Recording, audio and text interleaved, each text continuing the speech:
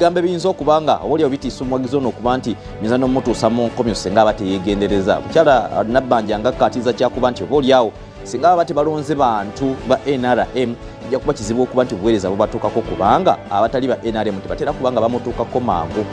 Embeera teyabadde nnyangu nnyo era oba oliawo oyinza okugamba nti yabadde etiisaamukko ku ngeri ki yambalaganyemu n'omuwagizi ono njala afunako katonotono ku nteekateeka eyo. Ate bw'oddamu okundekaanira bajja kukukwata.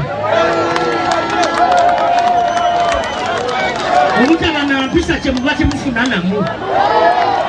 Kati ondekaanira nkole ntya? Olaba nze n'akalaba. Bw'oba olina ky'oyeetaaga oyita mu bakulembeze.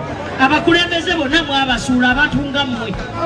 Bamuletedde n'ekibiina kyaffe okusereba. Ekyomutawaana balonda bubi kakati onootumaani nga mwalonda bannuupu. Sekona gwe walonda gwoli waawa.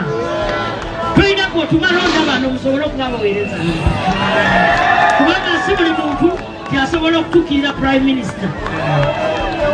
Kati olekaalira mu bantu, abantu bakusunga. Ekibiina kyo okikuba ku ttaka.